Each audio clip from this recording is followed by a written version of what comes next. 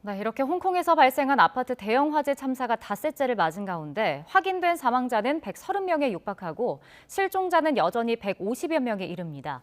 홍콩 당국은 사흘간의 애도 기간을 선포했고 화재 원인과 책임 규명을 위한 수사도 속도를 내고 있습니다. 김희준 해설위원과 더 자세히 짚어보겠습니다. 어서 오십시오.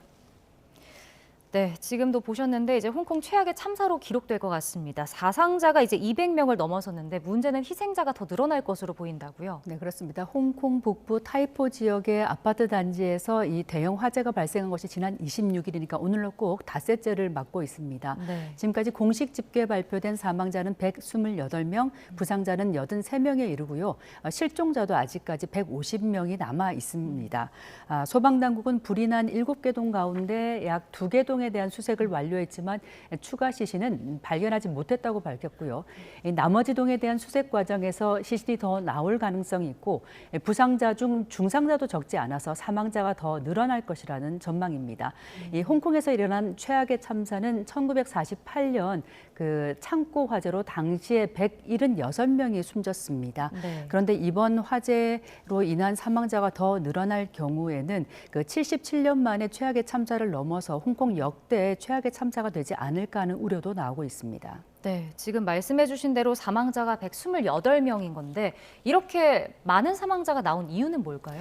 네, 일단 32층 고층 아파트였는데요. 이게 모두 8개 동으로 이루어져 있는데 이 동 간의 간격이 15m 정도로 매우 좁았습니다. 그리고 각 동마다의 그 주거 환경도 매우 밀집한 상황인데요. 네. 약 그 2천 가구에 4,600여 명이 거주를 하고 있습니다.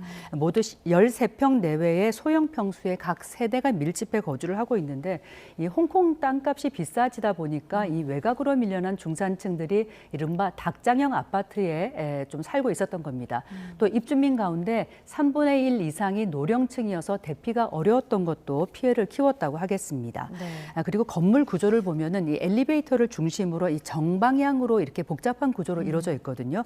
때문에 소방 인력이 약 1,000여 명이 투입이 됐는데 잔불 정리하고 수색 작업을 하는데도 매우 어려웠다고 합니다. 때문에 43시간 만에야 진화가 이루어졌고 그동안의 인명 피해와 건물 붕괴 등의 피해도 더 커질 수밖에 없었던 것입니다. 네, 이번 사고가 또 명백한 인재인데 보수 공사를 위해서 이제 외벽에 설치한 장비들이 있는데 이게 좀 문제가 거론되는 것 같더라고요. 네, 그렇습니다. 일단 홍콩에서는 법적으로 40년이 넘은 건물들은 보수 공사를 하게 돼 있습니다. 네. 이번에 화재가 난 아파트도 그 건축 연한이 42년이 돼서 지난해 7월부터 대규모 공사를 벌이고 있었는데요.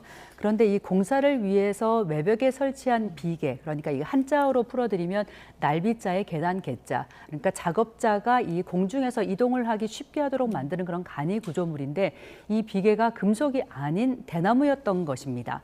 아파트 저층부에서 불이 붙은 뒤 이 대나무 비계가 불쏘시개 역할을 했다, 이렇게 볼 수도 있는 것입니다.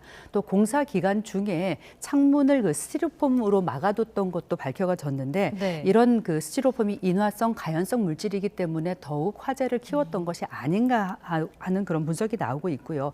이 대나무 비계의 안전성 문제는 진작부터 제기가 돼 왔음에도 불구하고 홍콩에서는 아직 금속 비계가 널리 쓰이지 않고 있는 상황이라고 합니다.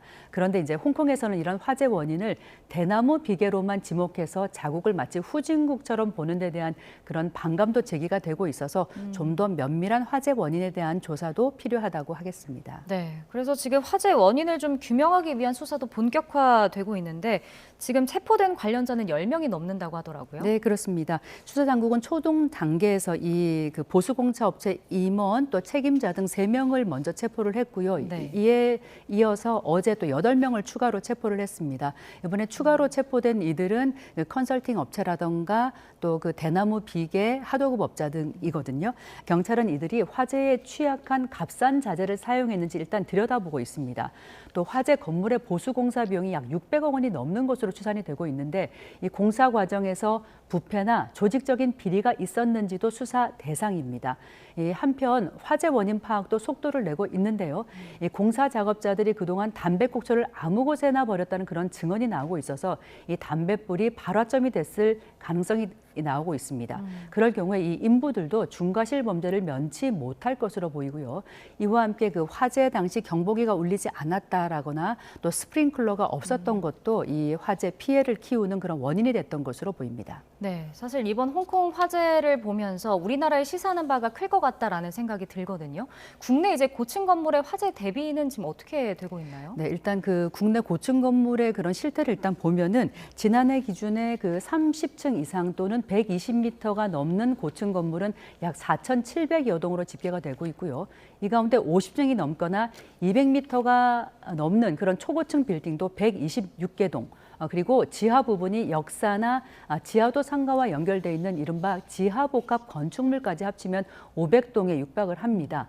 그런데 이 같은 건물은 매년 증가 추세인데 화재를 비롯한 재난 발생 시 대응에 취약할 수밖에 없다고 하겠습니다. 네. 따라서 이들 건물은 그 특별법에 따라서 이제 안전관리 의무 규정이 있습니다. 예를 들면 그 50층이 넘는 그런 건축물은 최대 30층마다 피난구역을 설치하게 돼 있고요. 식수 급수전이나 배연 설비를 해야 합니다. 이럴 경우 이런 안전 기준이 있다고는 하지만 또 예기치 않은 화재 발생이 나면 또 이제 그런 발생을 피하기는 또 어렵다고 하겠어요. 이럴 경우에 그 생명과 재산 피해를 최소화하려면 건설 시공사들이 책임과 의무를 다해야 하는 건 뭐 당연한 얘기겠고요. 당국도 소방법을 재점검하고 안전조사 이행에 대한 그런 철저한 관리도 필요하다고 하겠습니다. 또 한 가지 짚고 싶은 것은 이 노후 아파트 단지도 화재에 매우 취약한데 국내에서 이 6층 이상 건물에 스프링클러 설치가 의무화된 것이 7년 전인 2018년에 불과합니다.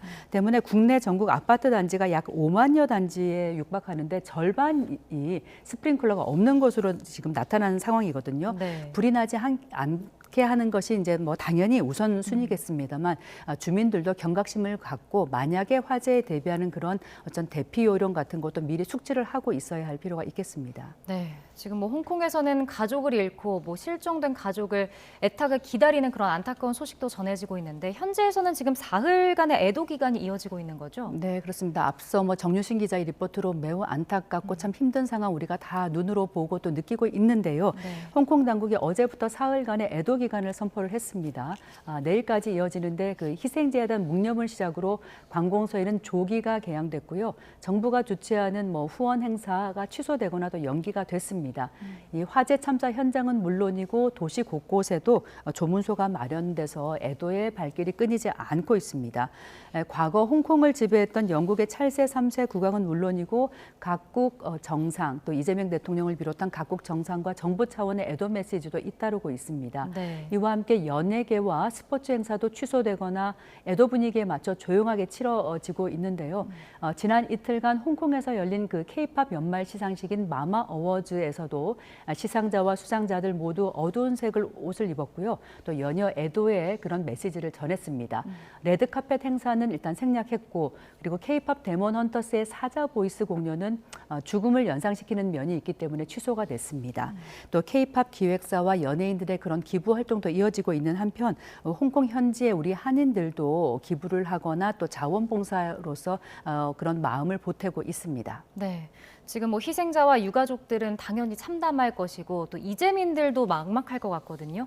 지금 현지에서는 어떤 지원이 이루어지고 있나요? 네, 이번 이재로 인한 참사를 당한 그런 이재민들 약 수천 명에 달할 것으로 이렇게 추산이 되고 있습니다. 이들은 뭐 집은 물론이고요. 집에 보관하고 있던 그런 귀중품들까지 이뤄서 재산의 피해도 손실도 굉장한데 홍콩 당국이 임시 대피소를 마련했지만 아직 역부족입니다. 그래서 인근 쇼핑몰이나 친인척 집에 머무르는 경우도 많은데 네. 그런데 이 아파트 참사 아파트에 대한 안전 평가에만 반년 이상이 걸리고 단순 복구에는 약 2년 그리고 만약에 이걸 완전 재건축한다고 할 때는 적어도 4년이 걸리지 않겠냐 이런 전망이 나오고 있습니다. 때문에 홍콩 그 당국이 이재민들에게 약 1,800가구 정도를 이제 그런 공공주택을 임대하겠다고 밝혔지만 당장 입주가 이뤄지는 것도 아닙니다. 이들이 다시금 보금터를 찾아서 안정된 삶을 살기까지 어떻게 보면 지난한 시간 시간을 견뎌야 하는 상황인데요. 어떤 당국의 그런 정책적 지원과 함께 주변의 따뜻한 손길 계속돼야 할 것으로 보입니다. 네. 근데 이제 이번 대형 참사가 발생을 했는데 홍콩에서는 중국 당국에 대한 뭐 분노가 커지고 있다 이런 얘기가 있더라고요. 네, 이건 무슨 그렇습니다. 얘기입니까? 이런 최악의 참사에 중국 당국의 어떤 관리 소홀 또 안전에 대한 그런 책임을 묻는 그런 비판, 분노의 목소리가 계속되고 있습니다. 1997년 홍콩의 주권이 중국에 반환됐죠. 이후 중국은 이른바 일국 양제 아래서 통제권을 더욱 강화하고 있지만 정작 민생과 안전 이런 것은 뒷전이었다는 비판입니다. 이 홍콩 입장에서 보면은요, 주권이 반환된 뒤에 중국 본토에서 많은 주민과 그런 또 자본들이 밀려오면서 일자리 경쟁은 더욱 심각해졌고요. 네. 그리고 집값은 점점 올랐고 이렇게 경제적으로 굉장히 힘든 상태입니다. 그런 것 때문에 이제 2019년에 대규모 반정부 시위가 이루어졌지만 이렇게 하면서 중국은 더욱더 홍콩을 옥죄고 있고요. 이른바 국가보안법을 시행을 하면서 어떤 집회와 어떤 표현의 자유조차 꽁꽁 묶어놓고 있거든요. 네. 이런 가운데 이런 참사가 이제 불만을 더욱 부추기고 있다는 겁니다. 때문에 이제 중국 당국은 반정부 시위에 도화선이 되지 않을까 좀 전전긍긍하면서 각종 지원을 약속하고 있는데 그런 한편 반중국 행위에 대해서는 강력히 대응하겠다 이런 경고까지 내밀고 있는 상황입니다. 네, 알겠습니다. 오늘 말씀은 여기까지 듣겠습니다. 지금까지 김희준 해설위원과 함께했습니다. 고맙습니다.